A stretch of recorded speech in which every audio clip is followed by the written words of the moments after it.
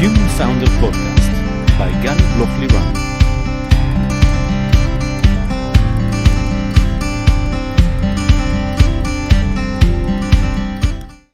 Hi, I'm Gali Bloch-Liran and welcome to the Human Founder, the podcast where we speak about the mental aspects of the entrepreneurial journey.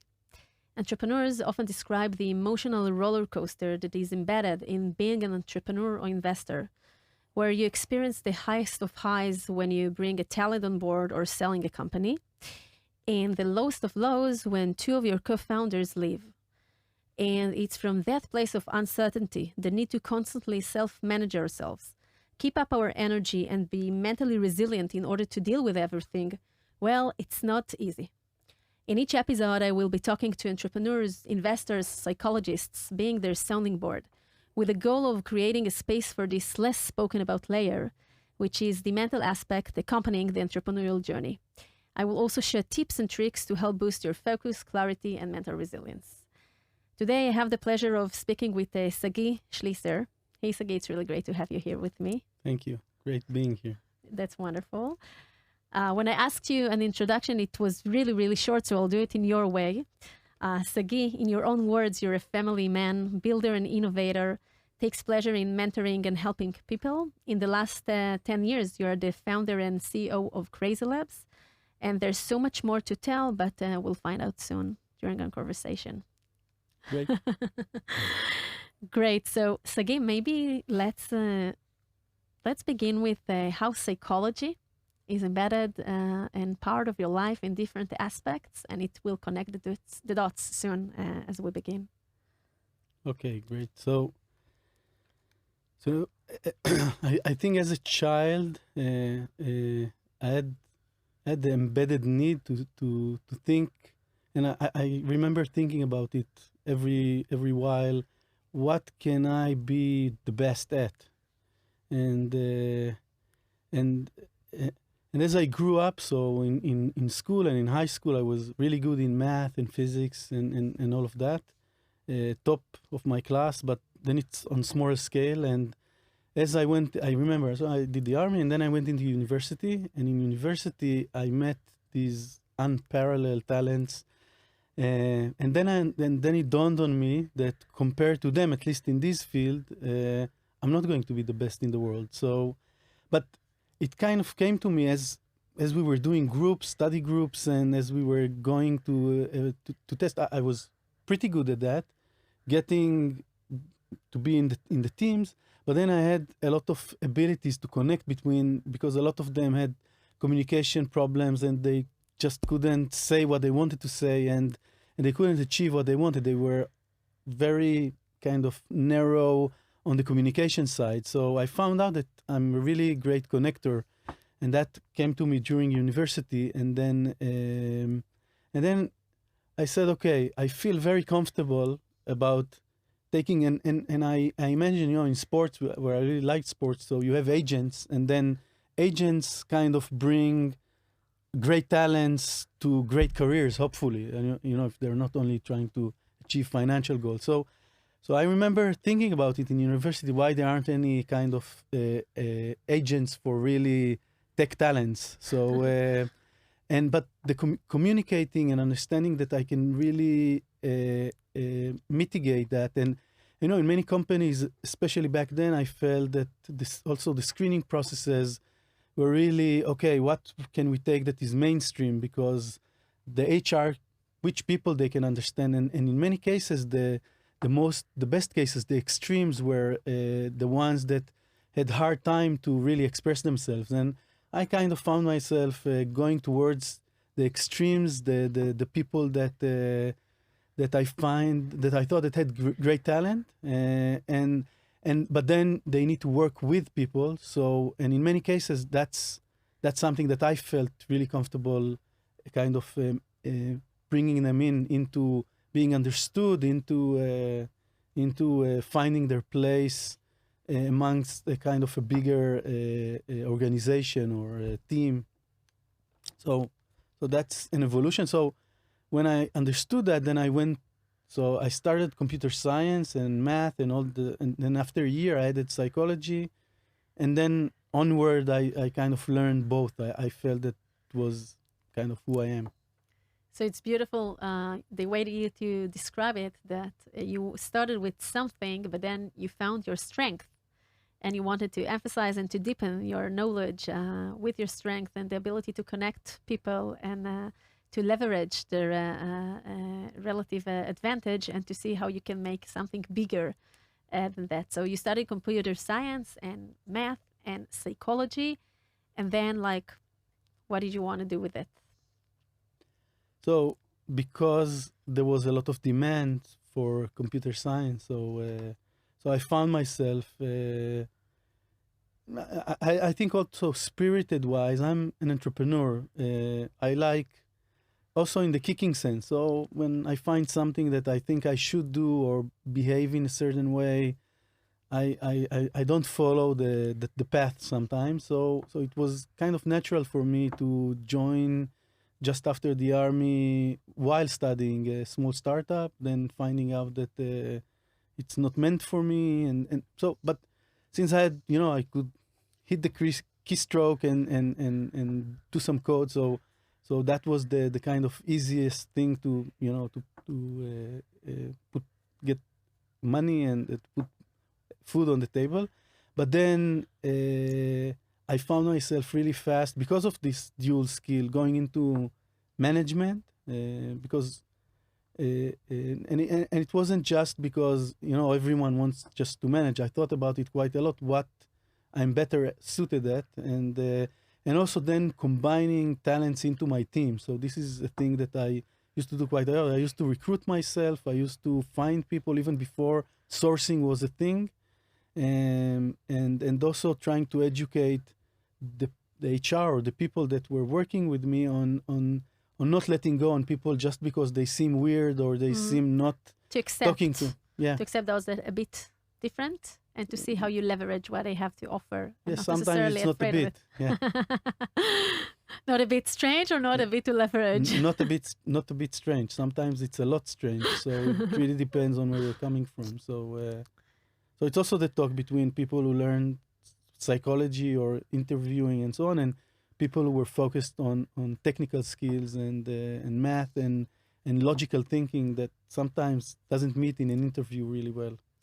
And many times when we see founders or leaders or managers, depends on the kind of the company. So some of them either have more a connection to those kind of people, like who are more analytical and like doing the code and think in a very, very structured way. And some take it easier with those that are more holistic and like colorful in the way that they behave and the way that they lead their product. And it's really great to have the ability to have both, to be able to see this and that as well. So your first startup, what did you do there? It was around B2B. It was 2010, I think, to 2009. So B2B was really, was just before the big collapse of 2000 and, no, sorry, A bit 1991. after. 1991, yeah. Okay. 1991. And it was about connecting. Ages ago. Ages ago, yeah. It was really long ago. It was, just before the 2001 collapse. So we were connecting SMBs and their supply chain and thinking about great things like third-party finance, third-party logistics, a lot of things that some of them haven't materialized even until today. But it all kind of got hit with the big 2001 So that was the end of that startup. After how much time? It was about 2 years. 2 years. But to be honest, also what I learned, so I joined there a team of 3 that were already doing it for a while as a kind of a fourth, co-founder. Again, it's just a title, depends on what. But I was meaningful. We've done a lot of things. I created all the product and all the technology, but I didn't feel really connected to the team there. And I kind of started putting into myself mental notes, who should I connect with and who shouldn't. And again, it's personal. For some people, certain types are better. For some, it's worse. And for me, it just wasn't connecting really well. So even if things were going the great way, then I wouldn't have continued. I think one thing I've put to myself really early on is I have this process with myself because I was born in January. Every December, I rehire myself to do whatever I'm going to do the next year, both on personal level and on the job level. I remember that at the beginning when I joined bigger companies, it was really stressful for my managers when I told them, that this is what I do. So, or it sounds maybe, wow, you're hiring us, we hired you. So, but I didn't really care. I decided every December I'm going to do a thought process, whether I'm going to continue, whether I feel really great. And by the way, if I felt really not great, then I wouldn't wait until December. But sometimes you just go through life without putting the point. So every December I thought about it. So you mentioned two things that are really great. First of all, you said mental notes. And by saying mental notes, it's actually having this layer, having this ability that every time that something happens, professionally, technologically, HR-wise, legal-wise, all the aspects of the startup, and also in personal life, like to be aware of those things and to put like this note, this comment, that reference for ourselves that, look, this and that happened. What can you learn from it? Or what does it mean? Or we don't even know at the same moment, what does it mean? But there was something there. So to later on to come back to it. And then if we go, to 30,000 mile above, so we can look at those mental notes and they are telling some kind of story. Mm-hmm. And if we choose to see those notes, then we can understand something. This is one thing. And the second thing that you said, that every December, you're reflecting to yourself, and it's really nice. Will I rehire myself to this position, to this task? So it's very high level. It's a high level of ability to look straightforward, to the reality, to our results, to our behavior, and to really see if it's still a good match. And if we still look at the mirror and we like what we see there, and we still feel we have an impact in the place that we are, not just continuing to do the same because of the, that's the way it is. And many people are afraid to do it because what will they find out there? And the fact that you're really looking into the mirror and on yourself and really willing to accept everything that will be part of it, this is really great. It's very high level of observation, internally. Mm-hmm. So you left this startup, and then what? Then I joined. It was 2000, so it was really an interesting era because I left just when the collapse started. Uh-huh. So on one side, you heard about companies' valuations being cut, but Uh-huh. the job market didn't yet absorb that. So I had my title was CTO, VP R&D. So I remember it because it was like I got 100 literally. Wait, that was already in 2001. So no, in which company? After I resigned from the startup, so I got 100 job offers. Okay. So I said, wow. I'm lucky. Yeah, but then I said, okay, how am I going to choose? Because that was kind of the challenge, because I felt on one side something significant is happening in the market. Uh-huh. And then, but there are all sorts of things that you need to be aware how your ego works. So who gives me the best title, money, whatever, how do they make you feel? And it was a really tough period. On one side, it really worked well for the ego. On the other side, I somehow felt that if I'm not going to choose the right way, that's going to be the market is not going to be well. So, and so I did a lot of internal processes. And then I remember I went, by the way, to sign in some company. And I signed tentatively. I wasn't sure. I signed tentatively. It was more exciting. It kind of felt, but then at the end, when I analyzed everything, I signed in this more kind of, let's call it grayish, more boring, company today. InsurTech is really top, but it was 2001. InsurTech wasn't that interesting. I didn't know the first thing about insurance, except that everyone thought that it was boring. All my friends told me you're making a big mistake. The other company that was doing streaming, and that's going to be, and they were, I don't know if you remember, there was red herring. So they were in all the magazines and everything. But after signing, I felt something that I should change, and then I went to this InsurTech small company, 20 people, really small. The CEO kind of gave me this 18-page Gartner report that I still keep somewhere. Basically, it said in the 18 pages, the insurance market is going to Java technology. And he said, I want one like this. Can I order one? So I said, okay. It felt like my first waiting job, waiter. So, okay, I'll go and bring you one. What's interesting is that you said you had so many options to choose from. And there was a big bubble and everything. And you said, I signed tentatively. Because something inside you knew that it won't last.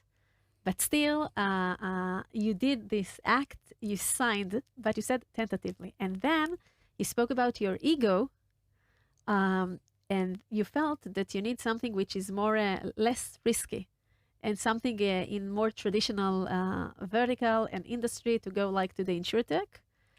It was actually the analytical part. So the ego part said, wow, this is a company where I can tell my friends and they'll say, wow. And they already said, wow. The other part was what everyone said. What? But when I looked and so in my decision, so I took this Excel, I kind of put, and it was really hard because you need to be honest with yourself. Mm-hmm. So when I put both of them side by side, then the other one was, it was safer, but it was also great. It's doing something new. So it just didn't have the friends kind of appeal, the awareness. So, but it still felt it felt much better. So and then I said, okay, this is what I'm going to take. Okay, and what did you do there? I started by doing. There is a very interesting book by Peter Thiel, The 0 to 1. So I found myself a lot of times in my career just going into 0 and doing 1. So I got this Gartner thing, and then I had to create. The challenge was to do something that would be innovative, breakthrough, and would serve these huge insurance companies. So that's the first technology and product that I've built. But the company was not well funded, so I also had to go and deal with selling to clients so they would commit. And we actually developed the product mostly out of selling things we didn't have and then realizing it in very short time. So that's the first, and I stayed there for almost 7 years and built the product, few generations, sold to really big companies like AXA and Aviva and others. A lot of people doesn't know them, but they're the behemoth of the insurance. Yeah, in Europe, yeah. In Europe, yeah. We didn't go into the US, so we were specializing in Groupama. We were the first company selling an insurance product in China. And that felt really great. And so we did the product. And then when I got to around, I think 6 or 7 customers, then it becomes the one-to-N. And then I said, okay, this is less interesting for me to do right now. And I decided that I'm just going to move on. So I thought about it quite a lot, and then I said, okay, I wasn't a founder there. I wasn't a true partner. So it was a great job. They gave me something which was really great to do, but I need to evolve now to the next level of my path. And then I thought I'm going to do something of my own, but a very, very kind of period with a lot of thoughts. But then I joined Sapiens instead. So it's also an interesting choice. And for how many years have you been there? In Sapiens? Yeah. For another 7 years.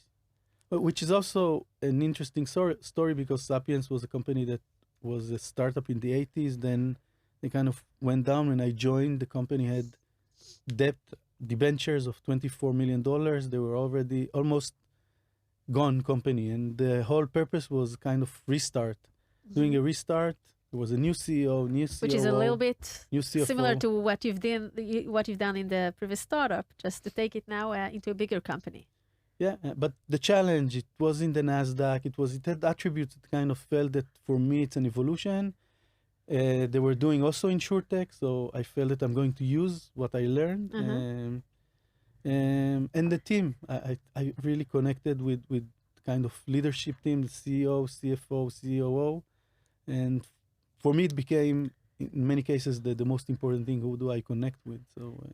And in the last 3 years of Sapiens, what did you also do? So at 2009, I went to the CEO. And by the way, Sapiens was 150% with job with flights twice a month and everything. But You're busy.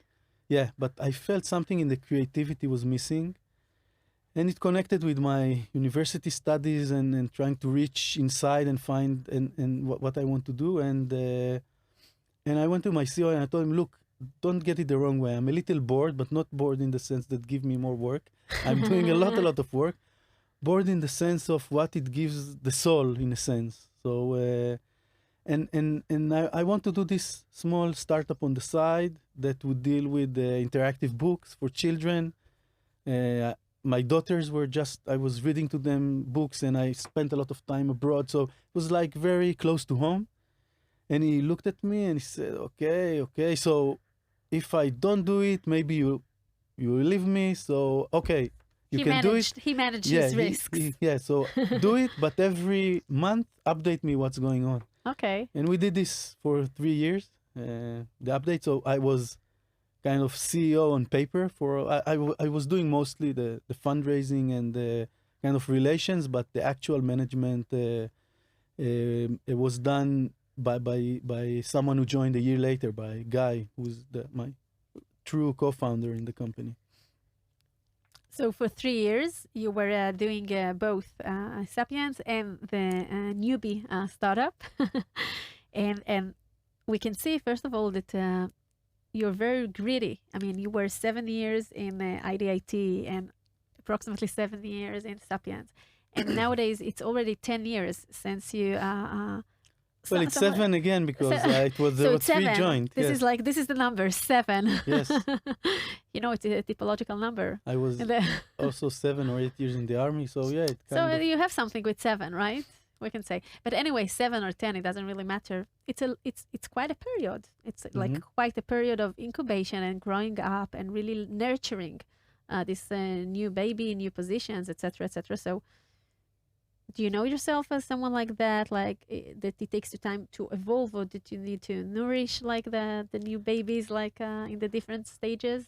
So I think, by the way, I stayed in one company for 3 months. That was Mercury, that I tried bigger and it didn't feel me. So what I really like doing is this 0 to 1. And then when I grew older, I learned also how to manage the 1 to N, so the growth part.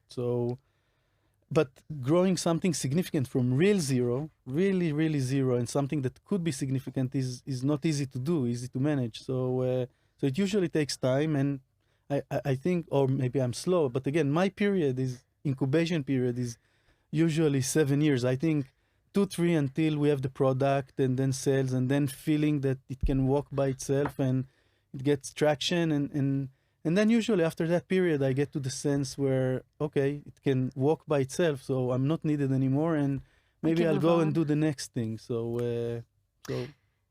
before we'll dive into TabTable, which later on became Crazy Lab, I remember you mentioned you wrote a book, right? After the startup, you really wrote a book to your daughters, and you called it HighTech Dad. HighTech Dad. Yes. HighTech Dad. Tell me a little bit about it. When you spoke about HighTech Dad? So I write quite a lot to everything is in the drawer, songs and books. I started writing when I was really young, even participated in competitions. But then, as I was going through these processes, when I was 35, I kind of felt that my birthday present to myself is pushing something out, something that I feel, and it became a project. So I wrote something that became kind of where I felt, the balance between work-life balance back then, and then I decided to kind of self-produce it out, and it was it was sold, and all the money went to Latet for contributions. So some organizations, companies bought it for their employees. JFrog and other companies acquired the book, and all the money went to Latet. So it became kind of a good project. Goes contribution to community, to myself. Win-win for all. Yes, something like that. So and a great birthday present. So basically, it was for me, but it had upsides that it kind of also helped Collateral other people. upsides. Yes, exactly. So. But that's great. But if I dive in, so from the few pages that I saw online that I read, what did you actually bring there into this story to your girl? Like the perception of being a high-tech dad, what does it mean? A dad that isn't at home, or dad that has a lot of expectations, or what kind of education does he give to his daughter, and how it's all combined? This. I think on one side it was around. It talks about the difference between some professions, because there is a divide between. I mean, my father went to work at 8, came back at 5, day in, day out. So it was for me the kind of. So this was not who I am. So I was taking them late to kindergarten, sometimes picking them up in the last minute. But I did spend with them quite a lot of time, so I didn't feel any guilt trips. But it was about, the different life that, what you choose takes you to. And it talks about passion, because at the end, the daughter in the end of the book, you reach it. So the dad is willing to sacrifice what he loves to do, which is high tech, in a kind of quote unquote, and he's examining other professions. But then at the end, the daughter tells him, "Okay, I understand. This is what you love. So just come home earlier and keep it going. So just put some more limitations on yourself, because she's I smart, think your daughter. She got my internal daughter that I was talking to. So you really understand. Usually, you understand the problems and the solutions. You just don't talk to yourself enough, and you don't execute the solution. So I think that kind of was an internal important discussion with myself. I think that it's a beautiful example, and that's why I wanted to emphasize a bit about the book. First of all, it brings out the ability to write, and how releasing it can be, and like give us good energy and a way to take out some of the feelings that we have. This is on the one angle. The other one is actually the communication with our children, and the way that they see us, and they are the best mirror to reflect us. How do we behave, and what do we do, and what we don't do?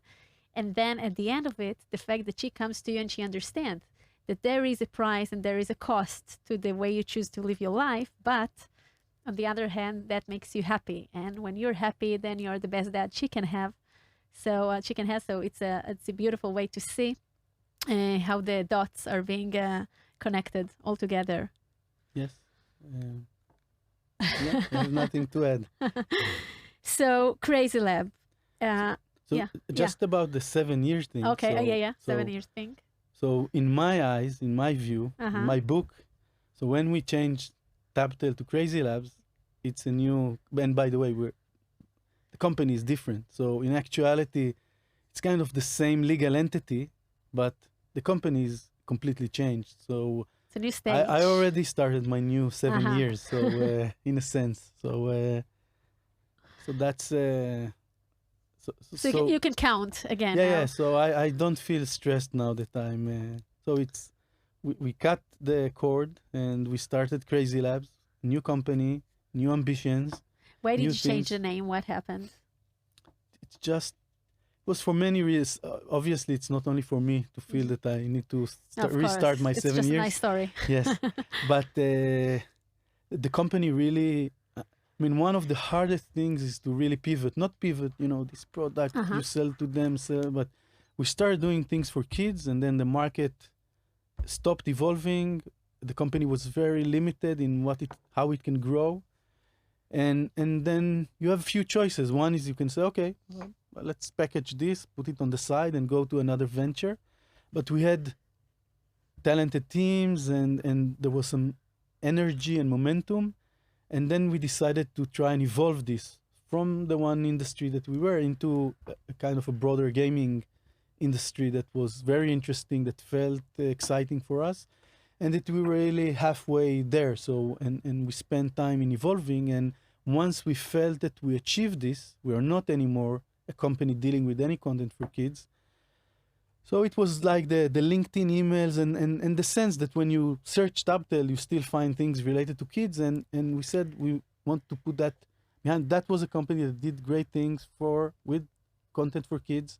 But now we're not that anymore. And Crazy Labs is doing things completely different. So no use mixing it. So let's rebrand. Everyone will know us by this name, the partners and everyone. And it really worked. It's important to say who you are. So...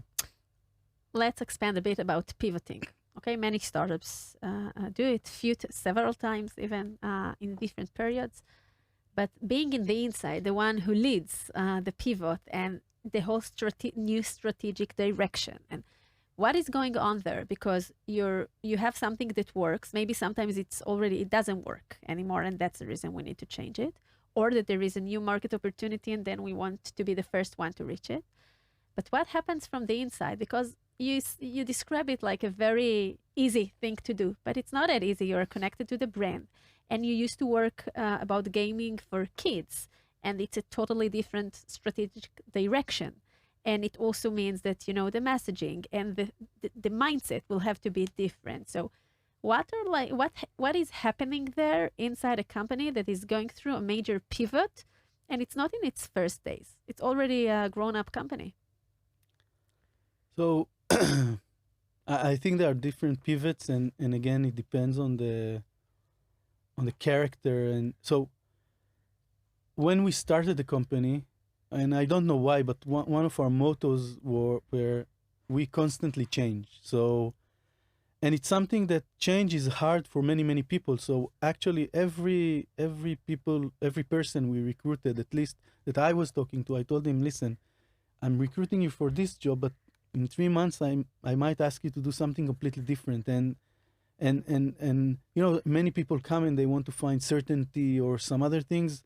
I never gave them certainty. So about the company being viable financially, yes. About us doing the same thing, never. And by the way, we started with doing interactive books and even greeting cards. Then it didn't work. So we pivoted quite a lot of times. These, let's say, small pivot when you say, okay, moving from kids. But in our life, we changed structure, we changed the product, we changed the focus. We started without ads, adding ads. So there were many small pivots along the way. So we were really used to experimenting on things. So when we got to the point where we actually did the big pivot from kids to something else, we already had some pots cooking with different things, because this is the culture that was created. So we were trying different things. And then when we really felt stuck that you cannot push the where we were anymore, that it's not going to break, that it's not badly executed or something, it's actually the market. And this is an important thing to understand, because if you are not executing really well, maybe you can improve yourself. That's an internal thing. When the market is not there or it moved away, something then external, and you have to respond to it. Yeah, so you have to first know that, and then once you understand that, then you need to try and find where are you going, what's the path going forward. But what happens there in your mind as a founder and as a CEO, that you say, oh, like, is there some kind of this voice that I'm going now to have to continue with what I've done so far, this is my company, this is like the strategic direction, or a more mature and like seeing what's happening in the market and say, okay, that worked, now we have to be very rational, we have to change, let go of this nostalgic or those feelings and focus on the new thing. So actually this was the ground for me breaking up with my kind of first co-founder. Just left after a few years. Yes. so that it created tension, because I always my thought process was that in this startup we're going to try and reach the star. So be the best at what we're trying to be, but and find continuous growth. So and by the way, we also had investors that this is what we promised to do. So and for me, promising is extremely important. So when it came to this point, my partner was really conservative. He said, "Okay, we have a nice small business that is making profits. We can just live out of that. Yeah, continue."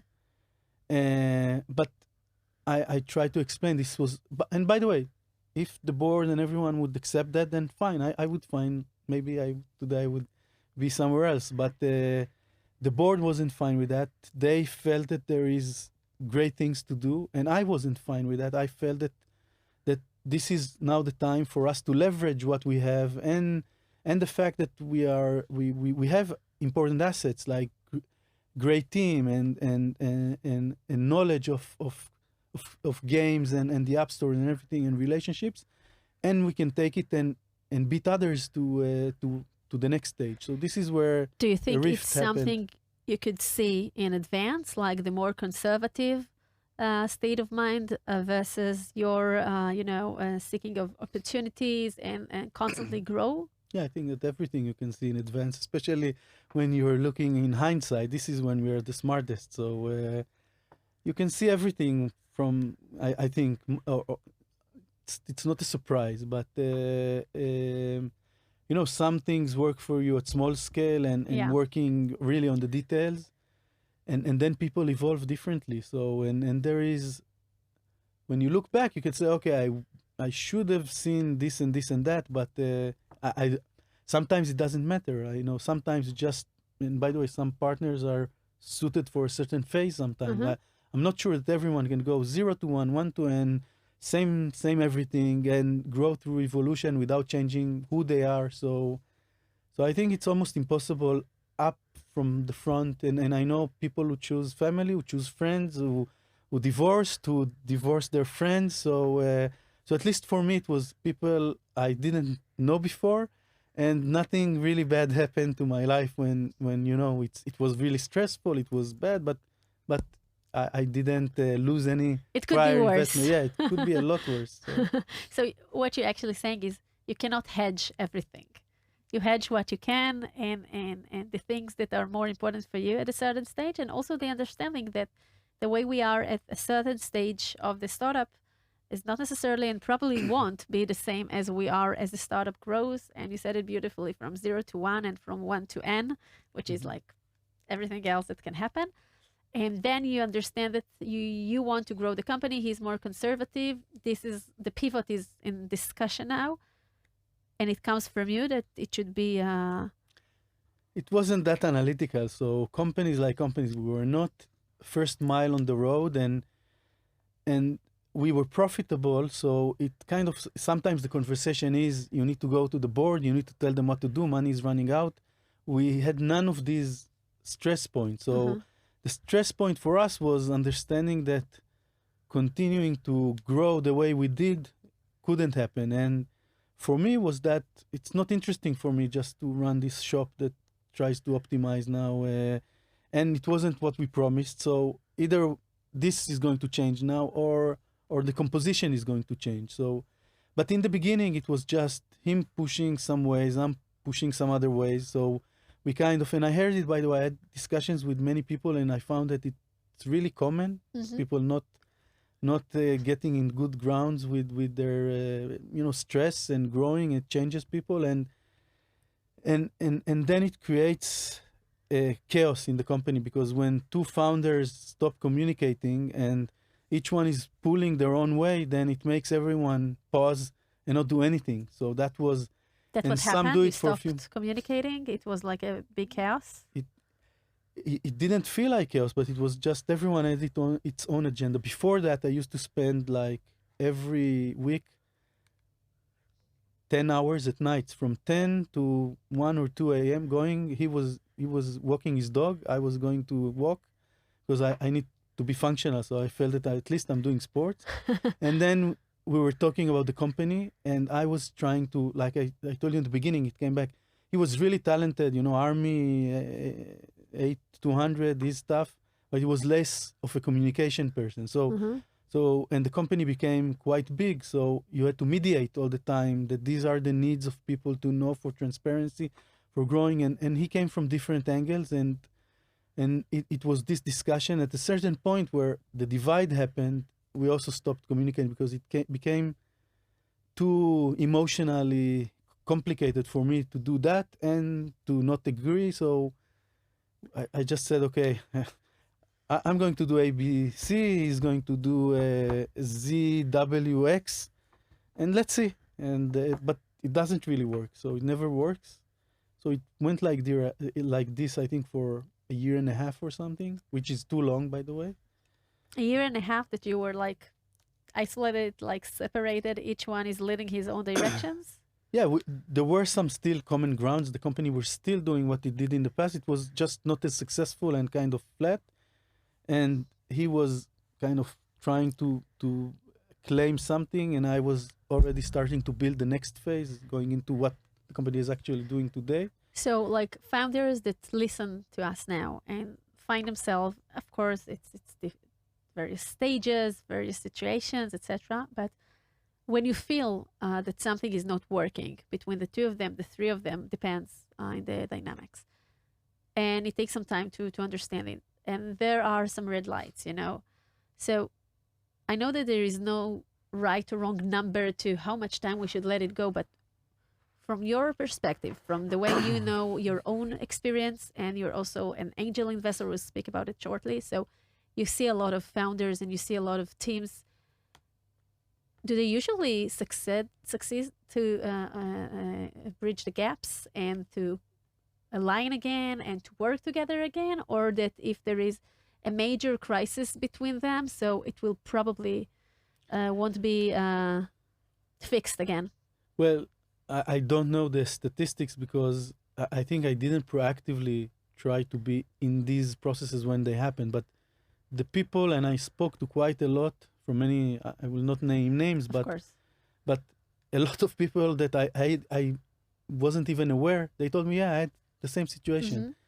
And by the way, usually they told me kind of the same story in the narrative sounds the same. So at least the ones that I spoke to, they were the leaders, the CEOs, let's say, and then the whatever VP product, so the other co-founders, whatever he was, he came and he said, okay, now it's my time to lead. I think that I know better where to take the company, or I think that I should take the company for whatever reason.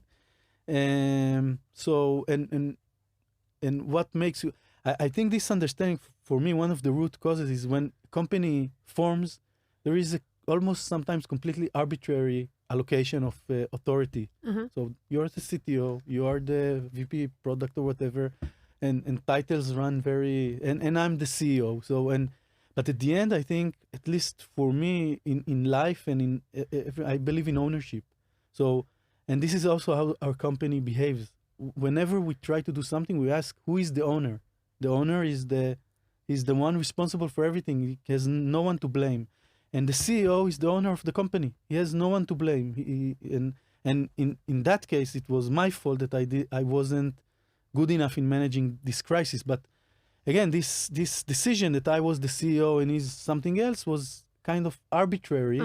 Although he said that he went to the board and he said, I want to manage the company, but I don't know how to manage, so put someone under me. So I will be like the strategic guide and someone else will manage, which is a bit of a tricky thing. But I think also others that I spoke to, many of the cases was like this. So it's about leadership. So it's not about feature in the product or about money in the bank or about, I think these things can be overcome. I think that when there is a divide of, okay, I want to be, so he feels an owner, co-founder, founder is an owner by definition. And yes, there is a lot of respect and you have boards and all this, but day to day, the CEO, he signs things, he's doing things, he's taking responsibility. And at the end, he needs to make decisions, unpopular decisions, popular decisions, whatever. And I think this is where I felt where things became they could not be sewn together later, because during a startup, you have many arguments, you have many things. This is why you need to spend a lot of time communicating, and we spent a lot of time communicating. But when this happened, this divide about leadership, then I stopped feeling that I want to communicate anymore, and I just went. We went with this energy going forward at everyone, and it was convenient on one side, but it was a big mistake. And what I didn't do, by the way, I didn't do this December with myself, because otherwise it wouldn't take a year and a half. So I suggest It's to surprising everyone, that exactly in the same year you didn't do this December. it was too hard. Yeah, too I hard. think You didn't that want to confront it. in my mind it was boiling, but it didn't reach the critical point. But the emotional toll is so high, and also in my personal life I just got divorced, so it was a lot of things. So it's many things combined together. We are not isolated, so I just didn't do. So if I do recommend to people to do this also with their team. So do they feel that this is still something that they are going forward with this team? Because sometimes the signs are there. It's not about breaking up. It's not about deciding to break up. It's deciding to see if you already broke up and you just don't recognize it. So, and I think this is important. So just decide on a date and try and look at everything honestly. You mentioned something that sometimes is very arbitrary, the way that we decide to give the titles or the ownership. I mean, there is someone who can be the really first founder and to join a co-founder, and he will become, or she, the CEO, and he or her, the other one, the previous one, will be the CTO, COO, doesn't matter. And then there's also a debate. I mean, someone came with the idea at the beginning and started to develop it, but then now the co-founder joined and he's the CEO. So there's a question here, right? Of, okay, we chose you to be the CEO, but if you are misleading the company, or if now you use your power not in the right way. So from your experience as an investor, how do you address those situations? So I think, because it's very gentle. The fact that you're the CEO, it's right. You need to make a decision. You need to make decisions, but sometimes it's not just your decision to make. So I think that in my view, at least, great teams, they have the right CEO to start with. At least, it might not take them all the way to an IPO, whatever, but so I try to see in the team whether it was just something which kind of inertially happened. So he was the first, or he was the first one to say, I'm the CEO, because sometimes in this founding situation, everyone wants to be nice. They still don't want. So it might be that the first one who says, okay, listen, I'll do it. I managed an 18 people team. Okay, so you be the CEO. And by the way, it's a big headache to be the CEO, because you are doing the investor relations, all the in the beginning, the financial things that are not interesting. So, and as you said, you are the owner of the company, in a way. So I would, as an angel investor, one of the main things I'm going to look at team, obviously, but also teaming. So what are they doing, each one, and feeling that they're actually doing what I believe that will be the role in 4 years. So, nobody knows, but this is what I try to imagine. How they will act and behave and evolve in several years. Yes. Okay, and then, so the co-founder leaves, and I want to go to a different angle of Crazy Labs. Actually, TabTable, when it was in the beginning. Nowadays, the whole conversation about gaming and technology and screens and children, it's like a very, very, as a mother also, I see it with my sons, and I'm sure that you see it with your children. Coming from this psychological angle also, and being a very, present dad in your children's lives, etc. How do you see it as a founder and a CEO who leads the gaming industry and create more and more games?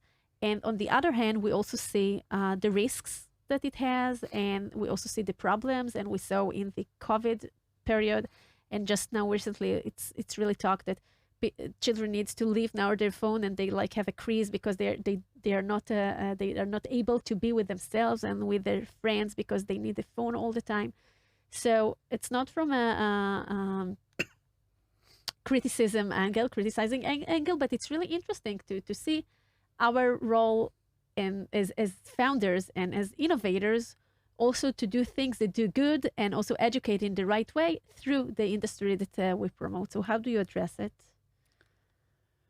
Yeah, I think there overall in everything there is a lot of hypocrisy. I can tell you that when I started the company, I went on this roadshow with Vardy. He had this new media delegation, and he would pick 20 companies. This is where I met Alex, by the way. Okay.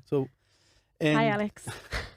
yes, and we had this. It was like 3 very intense day. In the morning breakfast, pitches, 30 seconds, and then the whole day meetings with people. And a lot of companies they had this speech about what they're going to do to change the world. And I said, okay, interactive books, it's nice, but I'm not going to change the world. It's fun. It's communicating between parents, and so I have, at certain point as a joke, I started saying, in gaming we solved the boredom problem, which is for kids today is more severe than COVID, because if they feel bored and by the way, I'm not for it. I think that people should Feel know bored how to feel bored, it's really important. how to reflect. Yes, but Yes. for them it's like a disease to feel bored. I hear my daughters, I'm bored. It's like, okay, Oh, no. what can we do to solve it? So I think like many things, people need to own up for their kids, for their everything. So I have a 4-year-old and a 16-year-old and a 19-year-old, and there is certain age where they become grown up and they can choose what to do with their life and devices, and you can just recommend. And there is a certain age where you can tell them what to do. And as a parent, I feel that I put really strict, so he didn't see TV until a certain age, and also he doesn't. We don't show anything on usually on iPads or things like that. So we put very strict limitations on the way we think he should be educated. Now, are games in total bad? No. So, but overusing them is bad. Getting hooked to them is bad. So every parent need to do his work and educate his kids like with anything else. It was TV before. It was whatever before. So just balance their lives. So I totally agree with balancing it. And I also totally agree that the owner of how to educate our children is ourselves as their parents. But for example, and you pivot from the kids gaming. But for example, when you choose a character, okay, you create a new character, you draw a new character.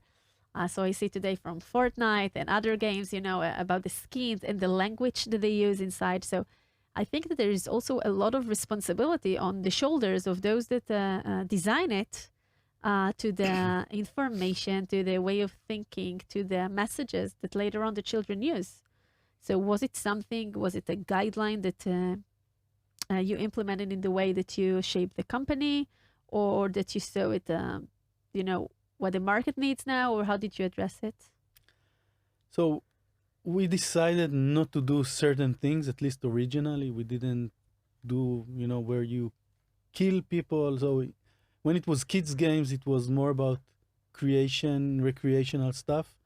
But I have to tell you, so for example, when we started so we had this more educational line, and we thought, okay, it's more educational. So parents will identify, they will buy, but then you find out that no, it was very interesting because you found out that the dominator of what to download from the age of 3 almost are the kids.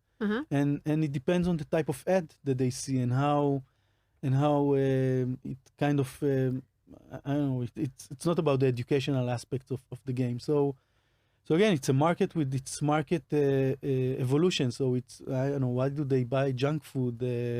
Because it looks better in marketing than the non-junk food. So you have to decide of what type of business you do. So we tried within the limits of trying also to be a successful company to go to the area where we feel it's more about creation, zen sometime, not about blood and killing and these type of things. Because due to the fact that kids really like gaming, it can be a beautiful platform to teach them and to educate them to do things in different ways. No, or No, not necessarily, because at the end they feel the fake. So they walk the path.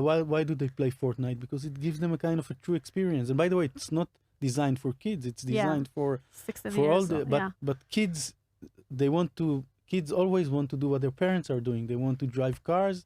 They want to be, cops. They want to be firemen. So I think everything is driven from the same ambition. Whatever you're not going to design for adults that are going to be successful, kids will want to imitate. And then it all boils down again to the fact, can you tell your kids, like you tell them, you're not going to drive my car because you're 6-year-old. So don't play Fortnite because you're 6 years old. It's totally valid thing. So, and I think people just, they want the 2 hours in front of TV. Okay, so you can only play, but another hour and another hour. So manage your life. Manage your life, manage your children, Yes. own your education. No, definitely. So three major mental things happened in the company. The pivot that we spoke about, the leaving of the co-founder, and also when the company was bought, when you sell the company. So tell us a little bit about that and how you as a founder went through it, what happened there. Share it with us. Okay. So like I said, the company had people who believed in it early on, and the main reason to invest also as an angel, besides the journey, which is great, but you don't only join the journey, because if it's only the journey, you can just consult. So when you put money, you expect at some point to make money, hopefully. And all the investors were like that, and this is fine. So in company's terms, we were already 10 years old, so it's quite a lot. We did the successful pivot. We're growing really in a great way, leading the hyper casual market and doing great on casual. So we were kind of well positioned to now leverage. And by the way, the board and the shareholders, they said, okay, if what you want to do is continue and grow the company, we will back you up. But if there is an opportunity to sell, it's a good time for us to kind of part ways. So it's something that the board No, it was like the understanding that it's not only the board. I mean, it's the direction now. The direction. The two. I was the only founder, so two co-founders had significant shares. They were not in the company. Main shareholders invested quite a long time ago, so there was no specific pressure. It was just the understanding that the market is in a good place if we want to sell.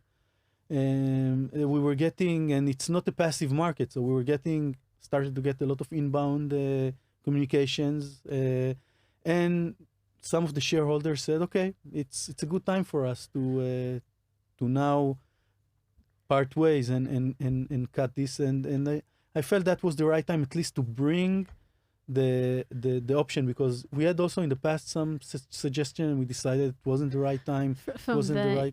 Like internally, like mentally, do you feel that you're letting go your company to someone else, or did you feel that you're evolving it, or you feel that you're selling your baby? How do you feel about it? So I think for us it was so we had the nice thing is that we had a lot of interest. So we got to see, engage many different potential buyers. And for us, it was important because I think in many deals today, one of the important things, especially in gaming, for buying company, it's all about the people, leadership team.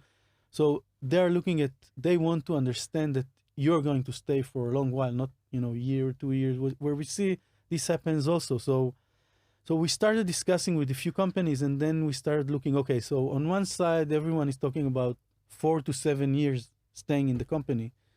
That they want to feel that this is the kind of promise, nobody can make you stay that long, but it's about getting into a process and feeling this is what I will want to do potentially if everything will be great. And then you see some companies where you feel the culture or the way it's built or everything is not built like that. But then when the company that actually acquired us, Embracer, it's a Swedish company, it's a holding group that they know how to really buy companies. They bought over 60 companies in the last 2 years. Wow. and in the group company, they just manage these companies in a very transparent way. So each company gets to keep its brand and its budget, and the understanding is that, okay, we came to them, this is who we are, this is the DNA of the company, this is how we want to evolve the company going forward. And they said, okay, let's now build a 7-year plan, 8-year plan. And we said, wow.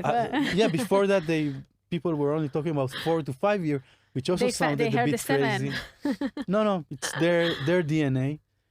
And we really liked it because it actually meant that the main thing that is happening is shareholders trading shares. And you know, a few months passed already, and it's not in the vocabulary of anyone. There has not been a single change in the way we work on products, anything. You know, there is some reporting, financial reporting, and these are obvious, but 99% of the company is still doing exactly the same as before. And that's beautiful, and it's not necessarily that way. It sounds like they really enabled you and allowed you to keep your DNA, your culture, the way that you work, your methods, and they just took you into their own wings, their own company, but allowed you to continue to work in the way that you were used to before. And it's not always like that. So it's also a question of when we choose with who to merge on, by whom to be bought, to choose correctly. Yeah, I totally agree. For me, it was very clear that without the right match, I would not stay for long. Yeah, 2 years, 1 year. But and we actually aimed and we wanted companies, because there are different DNA companies, but some of them have this very collaborative. So they don't tell you what to do. You know, they're traded. So things that are compliance, it's something different. But they believe in working in tandem with other groups. So you advise to one another, but there is no group leader or someone who is managing. It's just very collaborative and very volunteering between the different companies in the group. And at the end, everyone is doing this. And by the way, it's much like in life, where you decide if you're going to help someone, even if it takes you a little bit out of your way, or you're not. And I think in many cases it creates collaboration, but to the sense of also self-identity of the company. So you don't lose your self-identity in now we're doing this only for the sake of the group. You're doing it because it's kind of the right thing, because you help, then you get helped. But as a group, we have the complete decision of what to do, when to do, and where we want to push. And it's completely continuing what we started to do. So generally speaking, you're happy with the...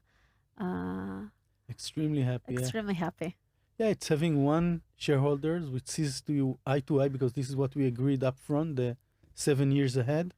So there are no surprises, and they want us to try and really achieve this stardom that we want to achieve. So may be number one in hyper casual, do these amazing releases that we plan in casual. They understand also, because they are a gaming company, what we want to do, how we want to do it, and they're trying to support us. So not that the board didn't try to support us, but it's different thing. Different board kind of support. And, yeah. Let's go a bit again to being an angel investor. So currently or recently, there's a lot of money in the market, and also for serial entrepreneurs that want to reinvest their money. And when you look at new startups, because usually when the angel investors comes into the picture, it's like very early stages, and the risk is high. So how do you feel beyond your guts and your own experience? What are the things that you're looking at in the stages that the technology is really not clear? Usually the technology is not developed yet in the stages, and all you have is a team and an idea. And what makes you to risk, money in a very big risk at these stages, and according to what you choose with whom to go? It's a difficult question. I think today it's a very confusing era, because you used to get a lot of attention trying to get you to invest. Even great companies today. At least the ones that are, I don't know if they are great, but the ones that are on path that they are considered great, that they raised some money, or they do something which is very hype, they interview you to invest in them. So even if you tell them, okay, I want to invest, they say, wait a second, we have an allocation, maybe we can only give you this or that. So it's an interesting time. I think because it's very speculative. So at the end, I look at teams, I look at the product.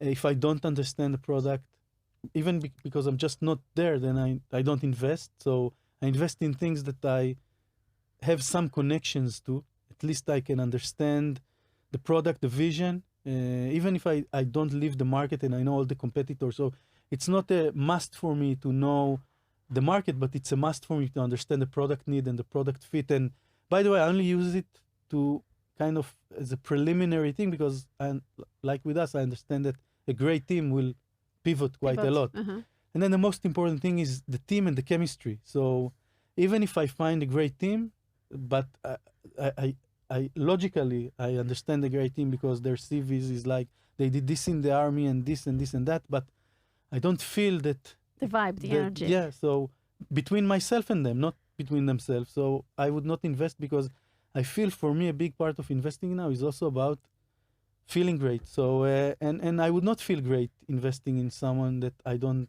have great connections with. So it's just a matter of some choices that I make. Today companies do this, crazy structures, safes that sometimes don't make sense.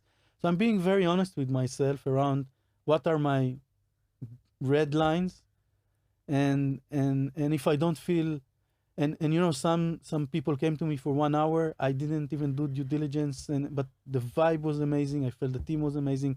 I felt the product had really great potential to what really means, and then I said, okay, it's good enough for me. Did one of the angel investments that you made by now already grew up and are raising bigger funds, and the product is well, I had periods, so I did investments long in the past. One of my first kind of investment was JFrog, when actually it was a company that just a frog. Yeah, and it became an amazing success story. So I was there from the beginning, accompanying, helping. Then I did the same with SafeDK, and I invested in a few companies, but I think mostly started doing the kind of bigger investment in the last 2-3 years. That's the so it's still a way to find out. yeah, there is some of them will be a short journey, some of them will be a long journey, but it's fun. It sounds like that. Yes. Maybe just one last word about when you and your co-founders split ways. And this is something that many co-founders deal with. And of course, it's always better not to get into this moment, but sometimes it happens. So how did you manage there? On the one hand, you want to end things in a right and respectful way. On the other hand, not always there is a match of expectations and you see eye to eye.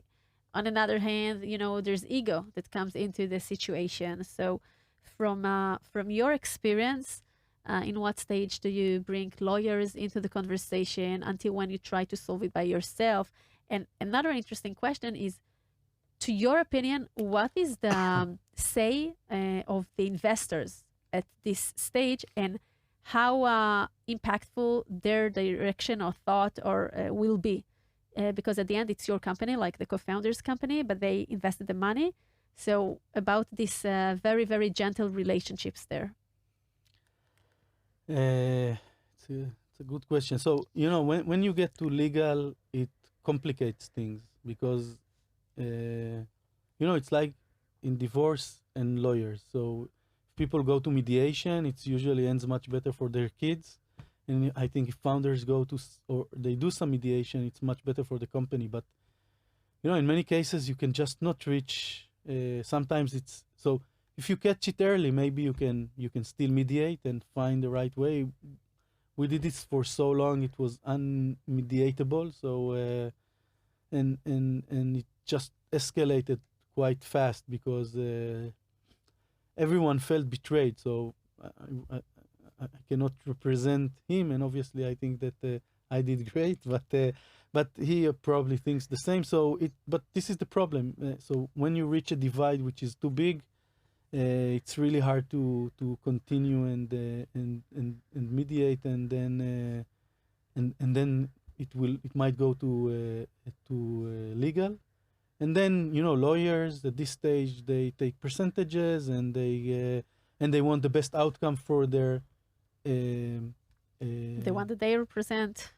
yeah. So and in many cases, the best outcome supposedly for the one they represent is not really the best outcome, because in many cases the best outcome is still for the company to really function, go forward, and so on. And this is an understanding that only can be seen from inside. And I think for the investors, or in many cases they're well represented in the board, it's a big headache. I hear about it quite a lot from investors, and especially board members that represent investors. It happens in many companies. And by the way, I think that for companies it's really important, when they choose who they want to put on the board, they need at least the one person that can help mediate such situations. So and by the way, I was really fortunate. I had an amazing board, and the external, and both of them were very supportive of the company, and they were trying to help. It was just at the stage where it was really, really too late, but they really helped also going forward because after the big thing and the lawyers, there is still path to do some things, and you can always re-escalate or try to put things into perspective. And they really helped in managing the situation, because they also get the benefit of being an external to all the animosity and the emotions and everything, so they can really bring in some good solutions and some good things. So it's really important for companies that want to succeed to have board members that can help mediate. I think this is one of the best skills. I totally agree. It's really important. And from your point of view, also as an investor, do you think that it's if there is now a dispute between the two co-founders, doesn't matter now the situation, professional dispute.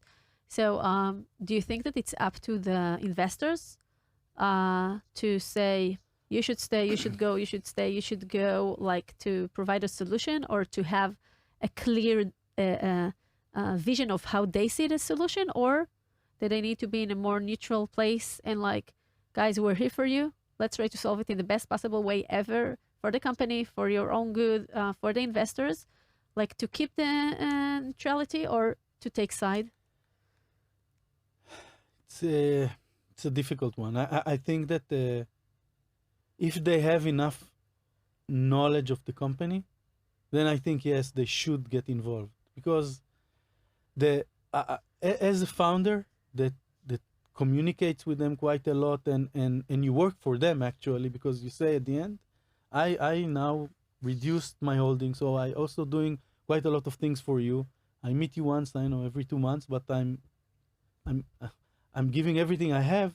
So in a sense, you expect them also to be supportive. By the way, in my case, I just wanted for them to make a decision, because this was a situation that cannot continue. So I cared, but but the first thing was make up your mind, decide something. And then I'd like it to be me, but even if not, it's better that you make an action rather than you stay Swiss, on the fence. that you will be from Switzerland and try to now, yeah, in some situation where it haven't escalated, then like with the spouses that fight and then friends does something and then they go back, so it becomes very awkward. So I think that, yeah, it's really important to understand the context and how big the divide is, and whether they can just help to mediate, whether it's that situation or it's a situation where breakup is imminent. And then I think choosing who they want to continue with is extremely important for them as well as for the company. So I think it's all about the situation and understanding the context of the situation. And do you think that the investors should be aligned? They should I mean, be, but it's not. easier if they are, but Yes. it's not necessarily like. By the way, in most cases I heard they were aligned because in most cases, at least, and at least the picture that is presented to them is coherent. I have. By the way, I think that in the few situations I heard differently, that it meant the company just broke down, so it stopped. Because then nobody can move. It's like in this game where you need to move Deadlock, something and yeah. everything is stuck.